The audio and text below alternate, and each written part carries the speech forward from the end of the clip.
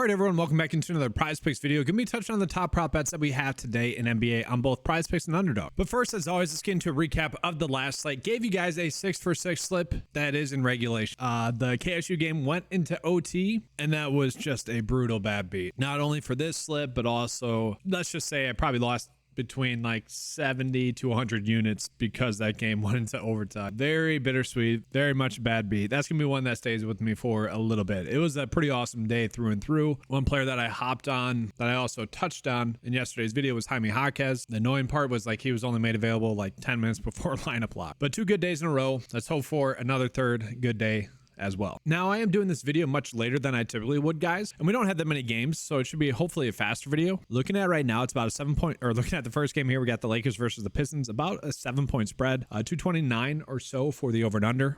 Getting into the injuries, we do need to get an update on Cam Reddish. If he sits, some of those backups could get some run. Maybe Christian Wood, because Hachimura's already out, Vanderbilt's already out, Gabe Vincent's already out. It does seem like Anthony Davis and LeBron are going to play. They're being listed as game time decisions. The assumption is that they're just doing that so that they don't get in trouble if one of them has. Then from there, looking at the Pistons, nothing really too noteworthy just yet. And so we get into those two teams, and we're already seeing for Detroit, Isaiah Stewart under fantasy score is one of the better ones on the day.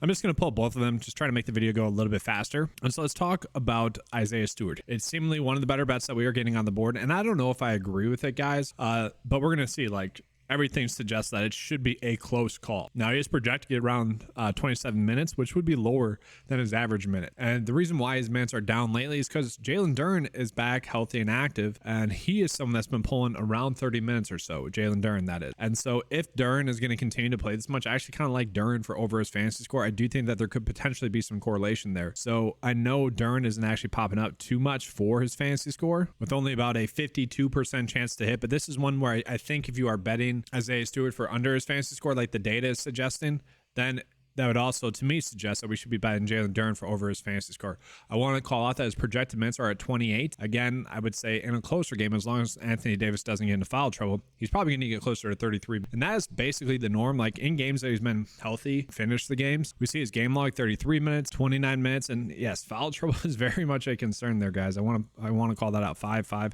That's very much a concern.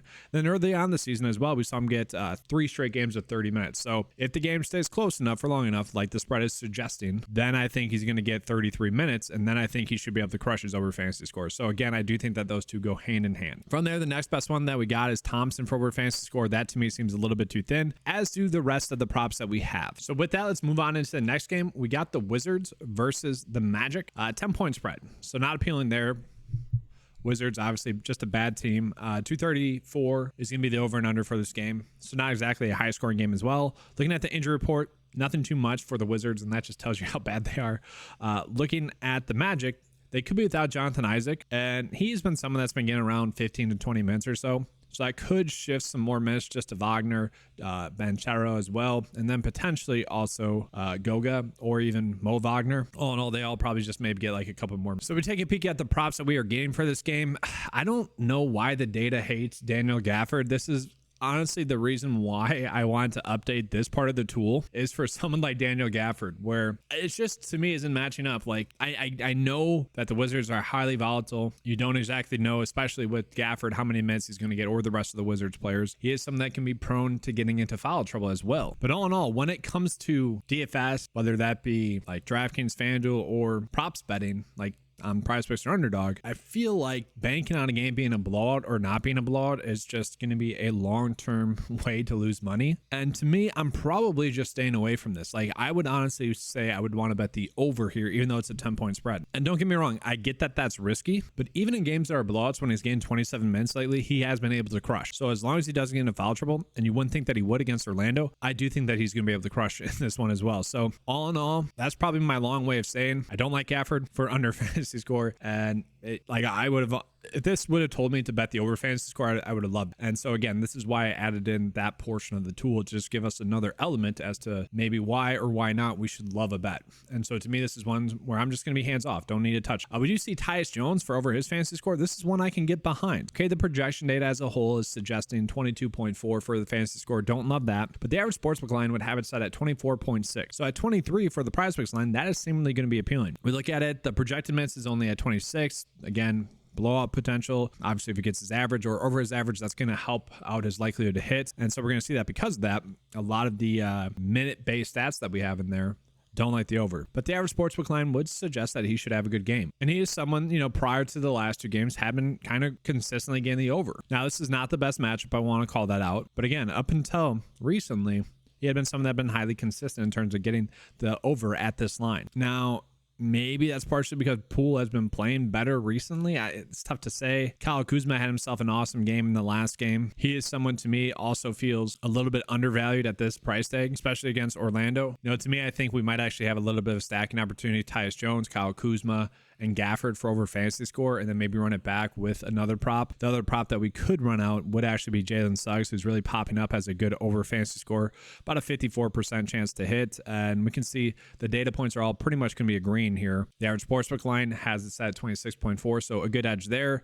The projection data has it set at 25.1. Obviously we'd like that to be a little bit higher, but across the board, pretty good stuff. Pretty good. Again, if his minutes are a little bit higher, we'd love that. But the issue with the Magic is we cannot trust the minutes that they give to their guard. I'd love to see that Suggs had 32 minutes in the last game. Like, that's awesome. If that's something that's going to continue to happen, we are going to be good to go. All in all, though, the props that we're getting in this game all feel a little bit too thin. I guess the only way I'm getting to these props is going to be in a game stack. We see a lot of them are pretty good likelihoods to hit. Goga for over fantasy score, Jordan Poole for over fantasy score, Ben Sherrill for over fantasy score. So to me, at least we have some correlation. We could run out a game stack, hoping that the game stays close enough for long enough, and that might be the move. But again, like, none of those props seem to be like lock and load prop bet. I'm just calling out some normal prop bets that we have.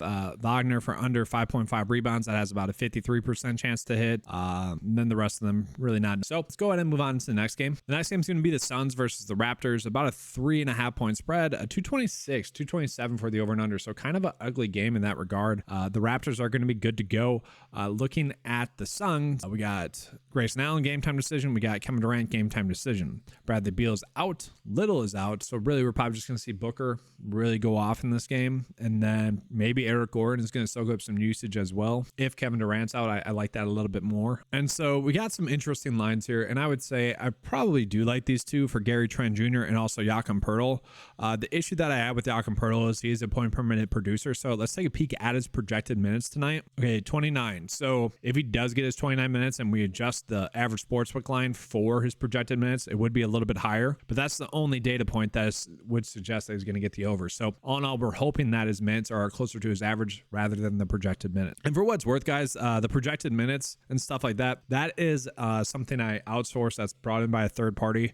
I don't have anything to do with that. And so we can see with Jakob Poeltl, the minutes have been sporadic this whole season, and that's kind of my issue with him. Now, I see the game against Cleveland. Maybe they just got a more run because obviously Cleveland runs out two bigs. Then we look at every other game pretty much. That is not the case. Every other game, he has not been in 30 minutes consistently. So I'm hoping that he'll get closer to 28 minutes. And obviously, if that happens, then we can bank on him getting the under fantasy score. Another issue that I had with him playing better recently is the fact that he does get a lot of blocks and steals and not that many turnovers. Those are clearly more coveted on PrizePicks and Underdog, where they're valued a little bit higher, the blocks and steals. And then we also saw Gary Trent Jr. We can see these lines are probably a little bit tight, but at the same time, that's how it should be, right? I'm perfectly fine betting both of these two for the under. Then from there, we got Kevin Durant as a decent one for over 4.5 assists at about 53.5% likely to hit. Okay there. Yusuf Nurkic for over 11 for points. Also okay there. All a little bit too thin. If you guys want to attach those in a game stack, you could.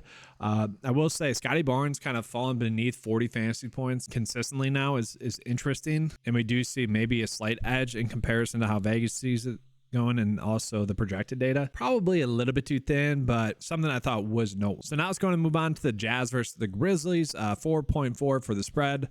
about a 223.5 for the over and under. These two teams are a little bit banged up. Looking at the Grizzlies, got a lot of players listed out. Kennard, Smart, Tillman, Clark. Looking at the Jazz, Markkanen is out. Kelly Olynyk, game time decision. Jordan Clarkson, game time decision. Then you also have Chris Dunn, who's out as well. So a lot of minutes are going to be available for a lot of players in this. I'm actually curious to see how many props we're getting for each team. And with these two, I'm going to do them team by team because of the injury. And so looking at Utah right now, Jordan Clarkson's definitely interesting, I would say, especially points, especially fantasy score. And then I also want to call Keontae George because I think if Jordan Clarkson is back, ready to go, that could lead to Keontae George production kind of falling off. Potentially. I like Keontae George as a player, so it's not something I'm like actively trying to target. For what it's worth, with Jordan Clarkson on the court and Lauri Markkanen off the court, Keontae George averages 13.7 points per 36, 2.7 rebounds, and 3.4 assists. So all of his metric data that we have here does go down. His usage goes down 2%.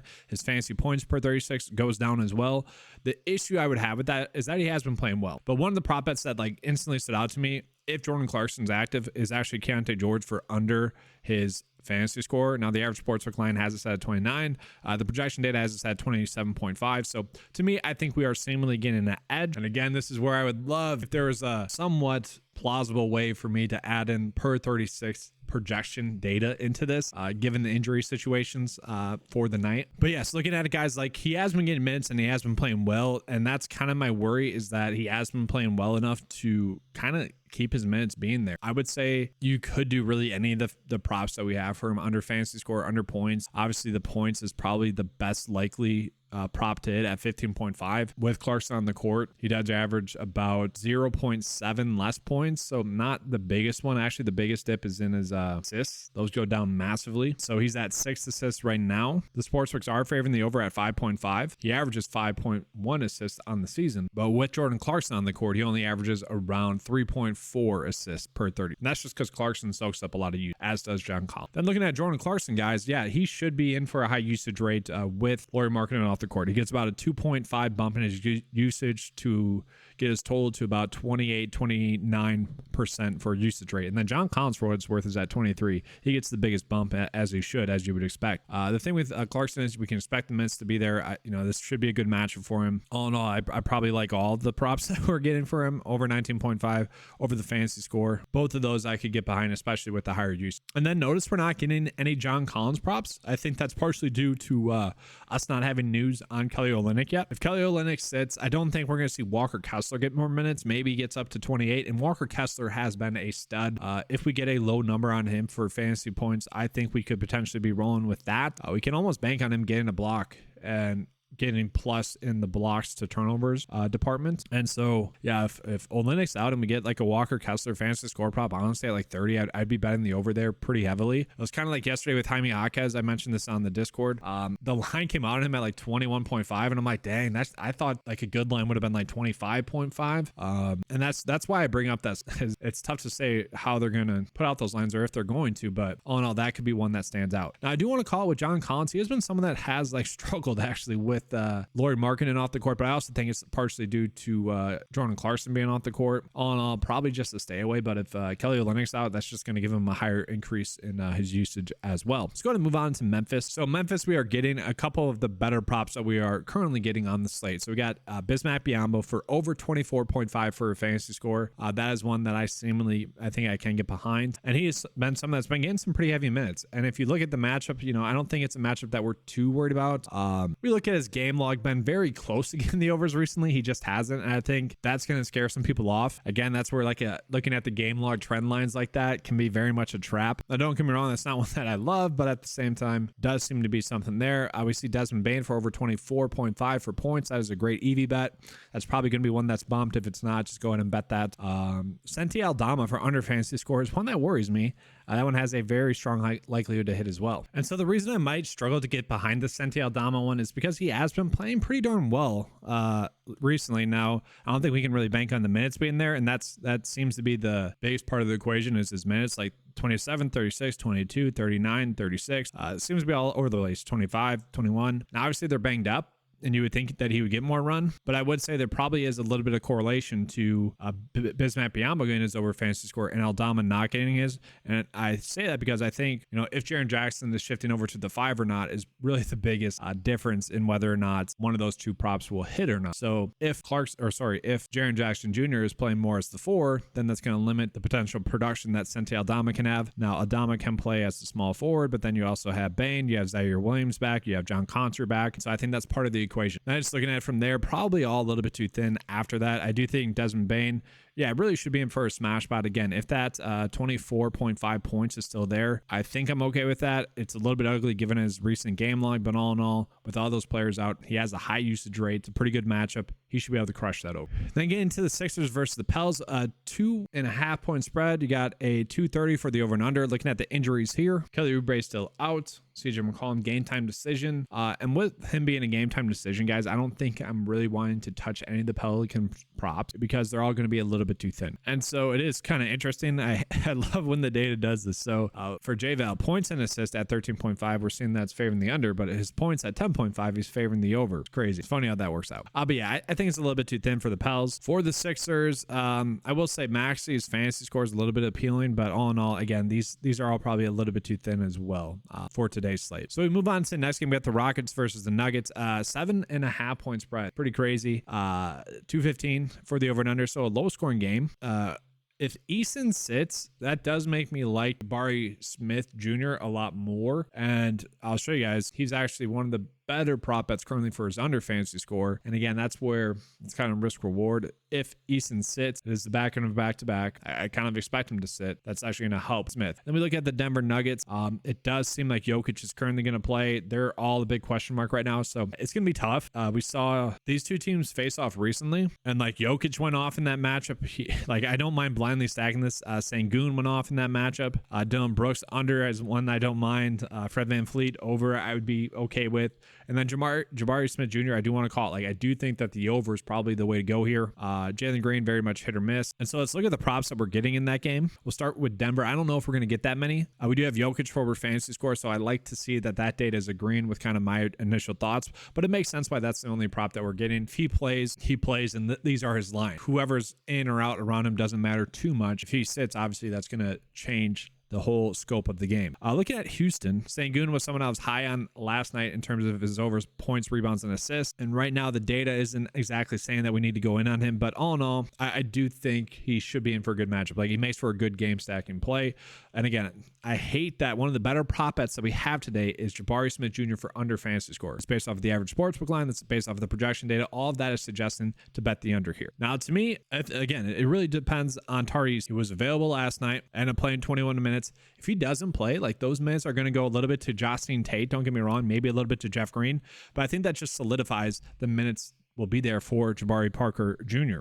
He's been someone that's been pretty productive as well. To me, if he's getting 30 minutes or so, I don't want to touch that. To me, I probably actually like the over. And so again, I do think we have a little bit of a game stacking opportunity here, especially with maybe Dylan Brooks getting his under fantasy score. That one is one I'm okay with getting behind. Then lastly, we got one more game. We got the Clippers versus the Kings, a 1.5 point spread, and then a 230.5 for the over and under. This is seemingly going to be pretty much the best game in terms of stackability, the late night hammer.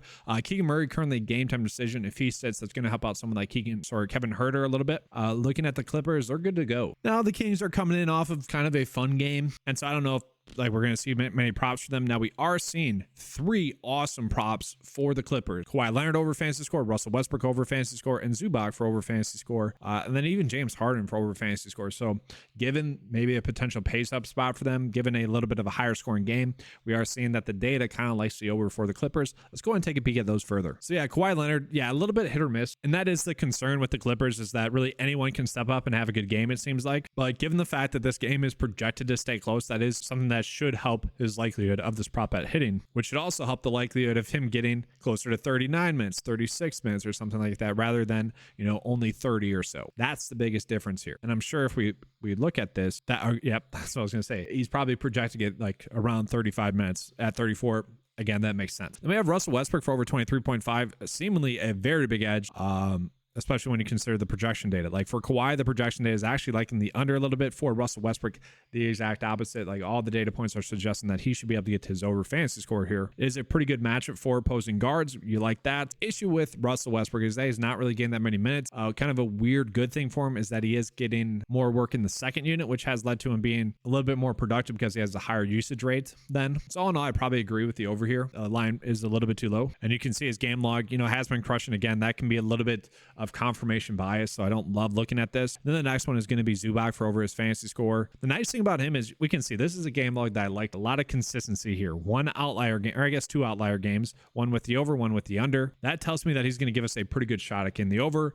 We can see the minutes, surprisingly, last game against Denver, 32 minutes in that game. I don't think we can expect that to occur again. He crushed DeAndre Jordan defense, which for what it's worth, guys, if Jokic sits, whoever the center is, so Sengun, if Jokic sits, Sengun should just be able to crush. Even Jabari Smith should be able to crush. But yeah, I think that's why we saw him have an awesome game, and probably why maybe Paul George didn't. But all in all, with Zubac, he is, again, a play where he's very much minutes dependent. And so I don't mind this stack because we're saying that the game's going to stay close, and then all three of those have a good chance of getting the over. And then you could potentially run out James Harden as well. Data doesn't like it as much. And all in all, I don't know how much that would correlate together with all four of them getting the over, especially because Paul George didn't exactly have a great night. You'd expect him to have a better night. For the Kings, we're not getting that many good props. Now, I do want to show you guys some college basketball props. It was a very good day for college basketball props wise. If that KSU game doesn't go in overtime, the top 5 prop bets for college basketball cash. Obviously, can't really control that. Over the past 2 slates now, they have been crushing, and that's kind of a cause for concern a little bit because you're not going to consistently hit over the expected likelihood, the expected hit rate, which is the edge rating. So if there's a bad day, like I would almost say it's expected. You know how I always say, like the days where I have a bad day, the next day you guys should be coming in and really loving it, or if it's a so-so day that day, the next day is most likely going to be a really good day. Or vice versa. That's how kind of setting this up as well. And it's just a data thing. Like you're not always going to be awesome. It's not always going to cash. But right now we got 2. And so we'll take a peek at both of those right now. We can see very consistent there for getting the over. My one concern is that he's going against Tennessee. Tennessee is a pretty good defense. And that's probably why we are seeing the line a little bit lower. A little bit of a concern. Maybe we're potentially getting an edge there. And then the next best one is actually Reese Beekman for over 31.5.